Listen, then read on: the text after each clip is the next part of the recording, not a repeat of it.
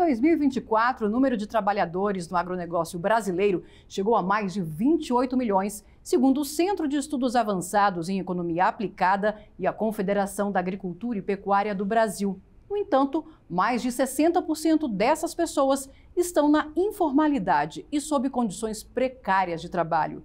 No artigo 5º de hoje, vamos falar sobre este cenário e os direitos desses trabalhadores. Antes, vamos ver o que diz a Constituição. O artigo 5º da Carta Magna diz que ninguém será obrigado a fazer ou deixar de fazer alguma coisa, senão por lei. Diz ainda que é livre o exercício de qualquer trabalho, ofício ou profissão, atendidas às qualificações profissionais que a lei estabelecer. E eu converso sobre o direito dos trabalhadores rurais com Grace Mandelli Moreira, advogada especialista em direito previdenciário rural, e com Rúbia Cristina Porto, professora e advogada especialista em direito do trabalho. Sejam bem-vindas ao artigo 5º. Eu começo nosso programa perguntando para a doutora Grace, quem é considerado o trabalhador rural no Brasil? Então, dentro dessa categoria de trabalhadores rurais, nós temos algumas subcategorias. Dentre elas, o empregado rural, que vai ser regido pelas mesmas normas ali da consolidação das leis do trabalho, a CLT. Temos o avulso, que é mais conhecido nos interiores aí do nosso país como boia fria. Temos o segurado especial, que precisa implementar várias características e talvez esse seja o foco que a gente fala muito da informalidade com relação a essa classe. E os contribuintes individuais rurais, que são o que a gente chama de grandes produtores, que não possuem as mesmas características dos segurados especiais e nem das demais subcategorias. E, doutora Rúbia, a que se deve essa quantidade tão grande de trabalhadores rurais na informalidade? Eu acredito que a gente está falando de uma categoria que tem menos acesso à educação, menos acesso à qualificação. E aí, quando vem a questão da necessidade com o desemprego que a gente tem, acaba a pessoa se submetendo a várias condições sem passar por um filtro, né? E sem ter a possibilidade de escolha mesmo. Então, quando a necessidade bate na porta, a pessoa se submete a qualquer forma de trabalho para poder manter sua família. Agora, são trabalhadores que estão envolvidos num setor que movimenta um PIB grande do nosso país. Por que salários tão baixos para eles? Exatamente pela falta de qualificação e pelo excesso de mão de obra. Então, o dono da terra, o dono das grandes companhias, não precisa se preocupar em sair procurando gente qualificada, né? Com isso, pela quantidade de trabalhadores que a gente tem, consegue, oferecendo o mínimo, muitas vezes nem o mínimo, né? Consegue chamar essas pessoas, inclusive em situações que pode até caracterizar o próprio trabalho escravo da atualidade, né? E é importante, então, doutora Grace, saber quais são as leis que regem aí o trabalhador rural, né?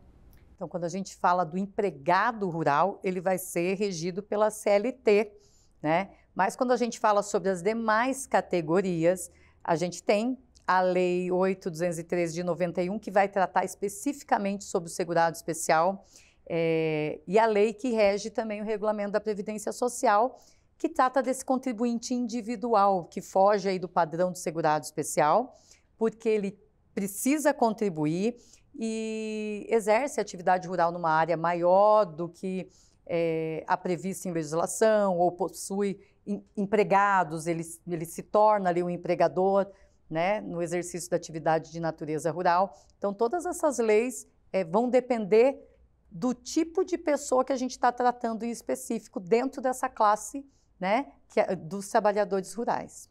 Agora, doutora Rúbia, o trabalhador rural tem direito à carteira assinada, todos os direitos assegurados como um trabalhador urbano? Isso, o artigo 7º da Constituição, ele traz essa igualdade. E ele traz nessa Constituição, porque até a Constituição de 88 eles não tinham esses direitos assegurados da mesma forma que o trabalhador urbano, né? Então, o artigo 7º da Constituição, ele elenca todos os direitos que são dos trabalhadores urbanos e rurais, em igualdade. Agora a gente tem uma pergunta de um telespectador. Vamos conferir. Qual a média do piso salarial para os trabalhadores rurais?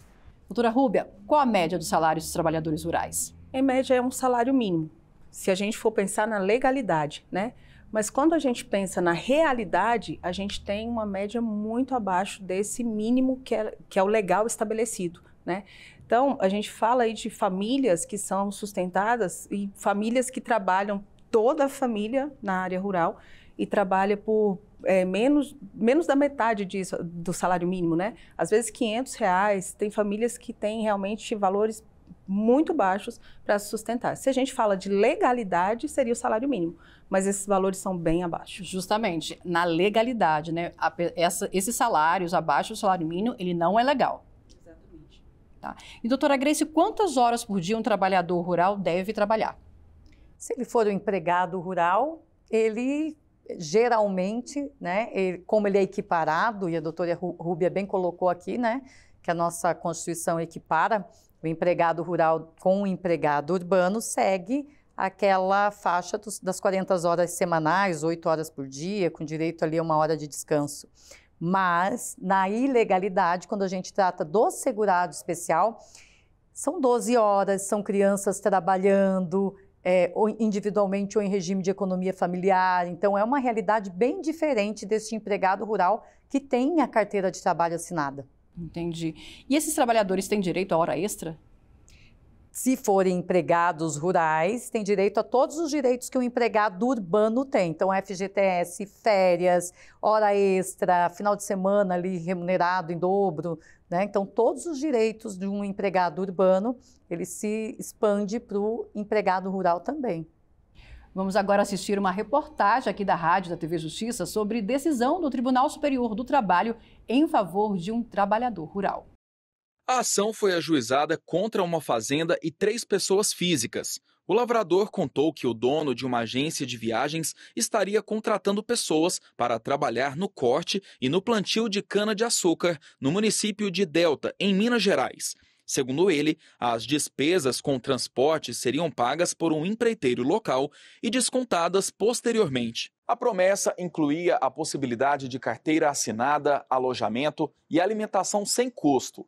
35 trabalhadores embarcaram com destino à cidade mineira, mas ao chegar ao local foram surpreendidos pela falta de estrutura.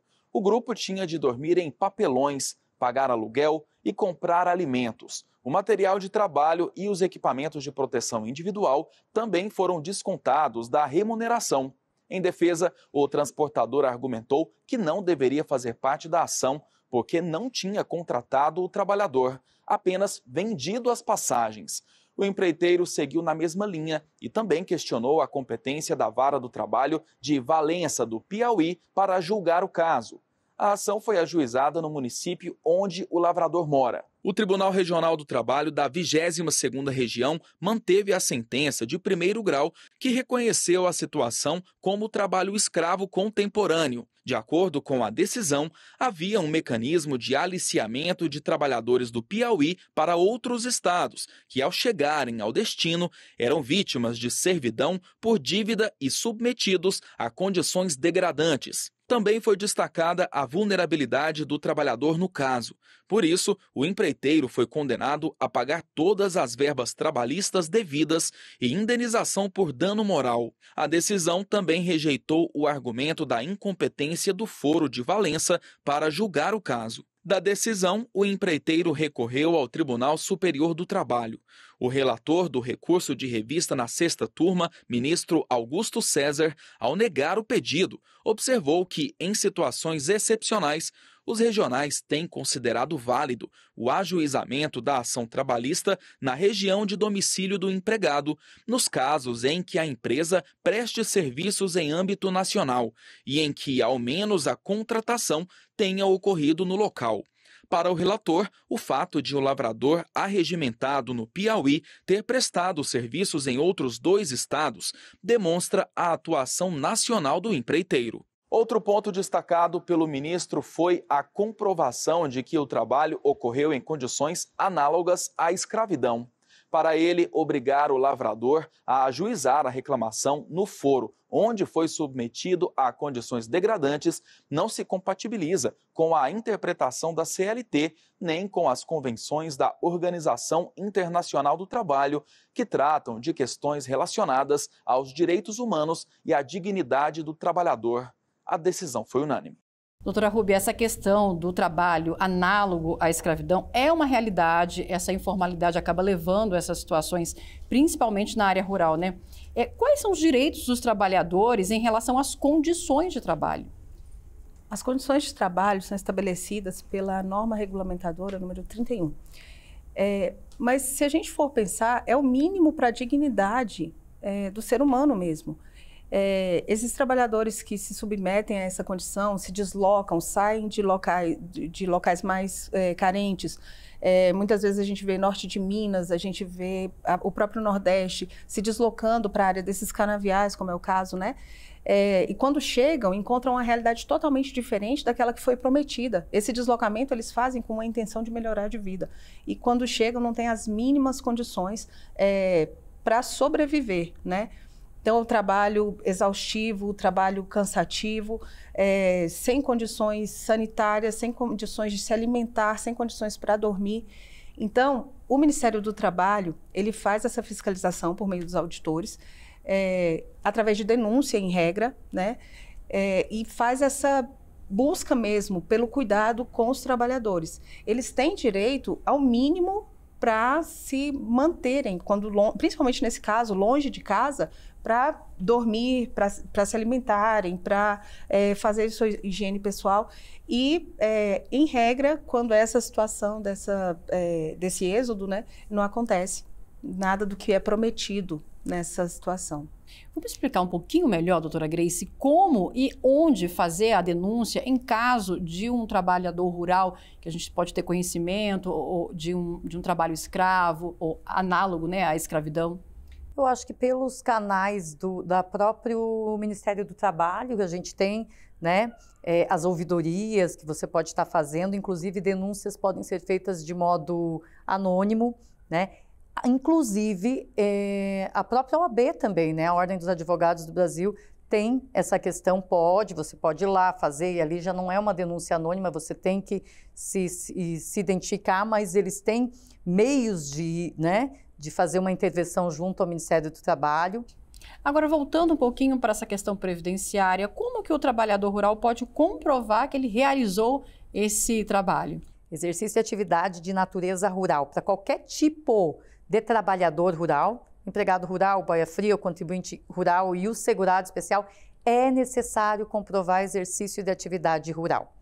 E nós temos o Ofício Circular 46, que pede pelo menos um documento válido e contemporâneo, ou seja, produzido na época que eu quero aproveitar aquele período, com o preenchimento da autodeclaração de segurado especial, que veio substituir a declaração do sindicato, né, quando a gente fala do segurado especial. Então, ele vai precisar comprovar o exercício de atividade rural. Se ele não tem essa documentação, pelo menos o indício de prova ele tem que apresentar para que haja possibilidade de oitiva de testemunhas, né, na esfera ali da autarquia, do direito previdenciário e, posteriormente, judicialmente também. Vamos agora a um rápido intervalo e a gente volta já já.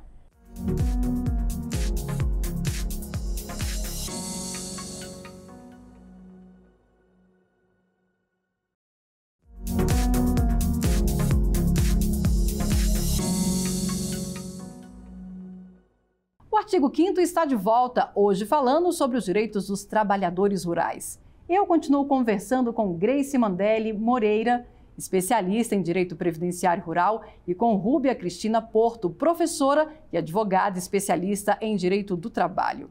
Doutora Grace, como funciona o regime de contribuição para o trabalhador rural?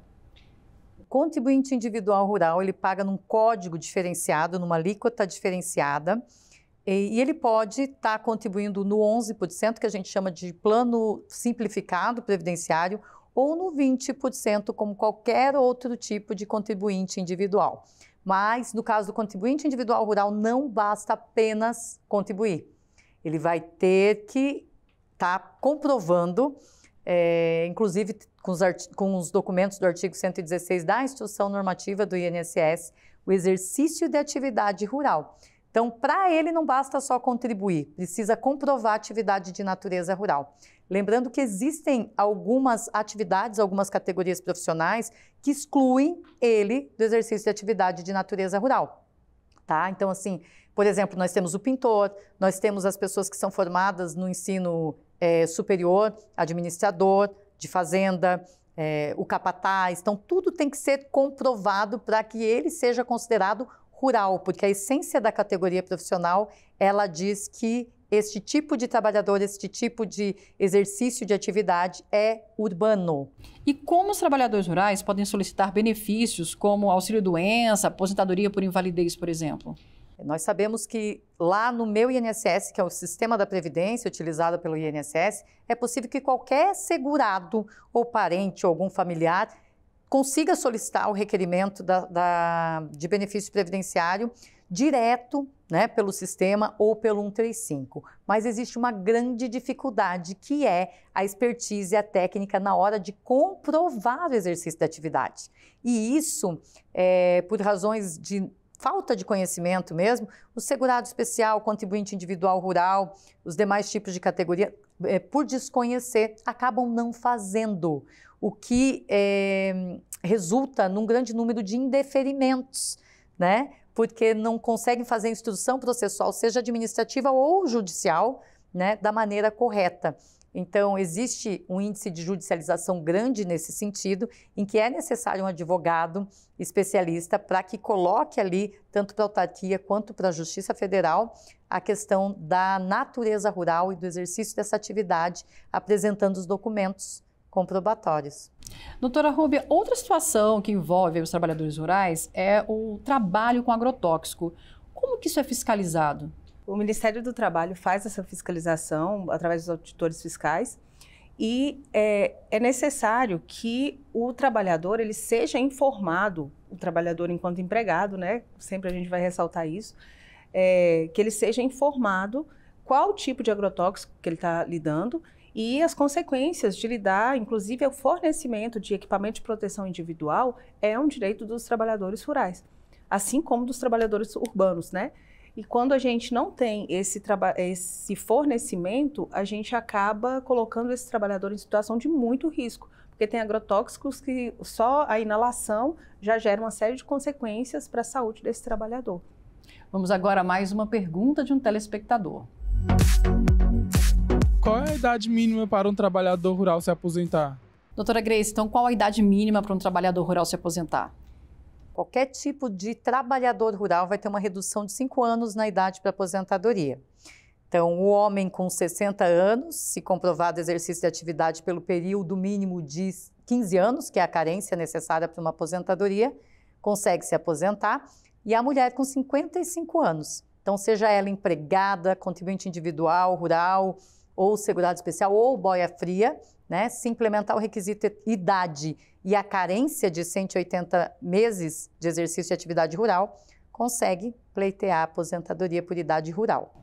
E, doutora Rúbia, quais as penalidades para o empregador que descumprir leis trabalhistas? Através dessa fiscalização feita pelo Ministério do Trabalho, a gente tem multas que são aplicadas e multas em valores significativos, né? E temos também algumas penalidades impostas quando desse reconhecimento de vínculo, quando da constatação dos erros praticados em relação aos direitos desse trabalhador pela Justiça do Trabalho também. E aí o empregador ele pode ser condenado também ao pagamento de multas dentro da Justiça do Trabalho, além o juiz do trabalho pode oficiar o Ministério do Trabalho para que ele faça essa fiscalização, evitando que com outros trabalhadores aconteça a mesma situação que aconteceu com aquele que teve o processo. Vamos agora a mais uma pergunta de um telespectador. O que a legislação brasileira fala sobre a proteção à saúde do trabalhador rural? Então, doutora Rúbia, o que a legislação fala sobre a saúde do trabalhador rural?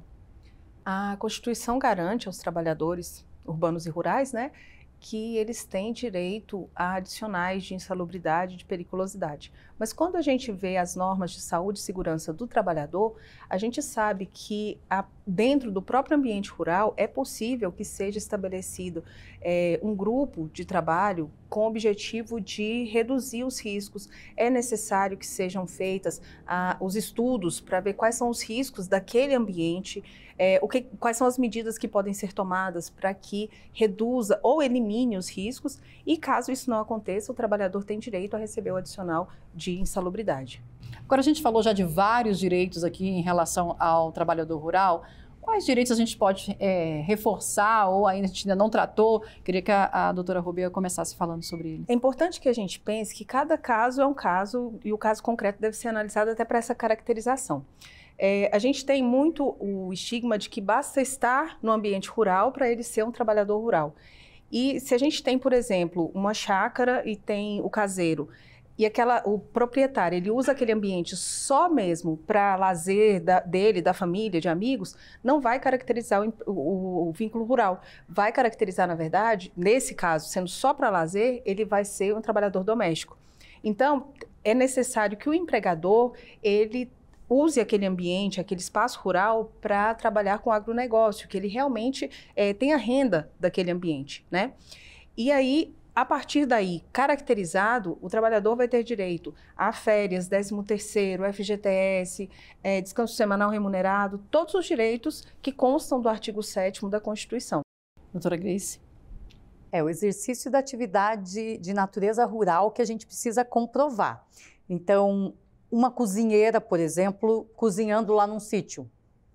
O ato de cozinhar, o exercício da atividade dela, não é diferente na cidade ou no campo. Agora, se existe uma anotação na carteira de cozinheira, né?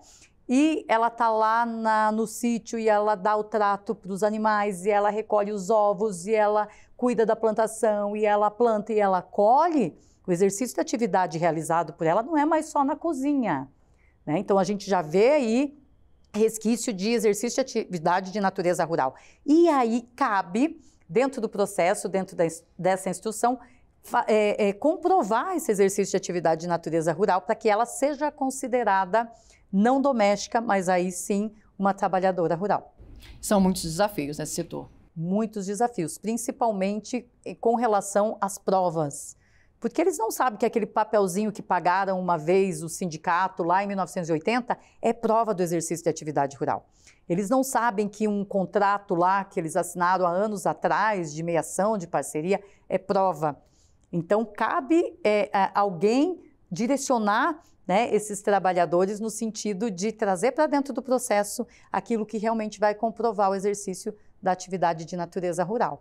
Agora, é um desafio, porque muitos desses trabalhadores são analfabetos, não têm um letramento. Como que eles podem, qual a recomendação para esses trabalhadores rurais? Existe, né, algumas cidades em que você encontra esse respaldo em cooperativa, em sindicato, a própria OAB, né, o próprio INSS consegue dar esse direcionamento, mas eu não digo nem só com relação ao trabalhador rural, mas qualquer tipo de segurado hoje que pretende um benefício previdenciário ou pretende garantir os seus direitos do trabalho, ele tem uma certa dificuldade pelo desconhecimento da própria legislação, do próprio direito que ele tem. Então, é uma questão mais cultural, de instrução, realmente. E, doutora Rúbia, como que o trabalhador pode exigir, né, que seus direitos sejam respeitados nesse ambiente? Ele pode fazer as denúncias, né? Embora a gente tenha pleno conhecimento que a maioria dos trabalhadores, durante esse período em que está prestando seus serviços, ele não vai colocar em risco o seu trabalho exatamente pela questão da necessidade que a gente falou antes, né?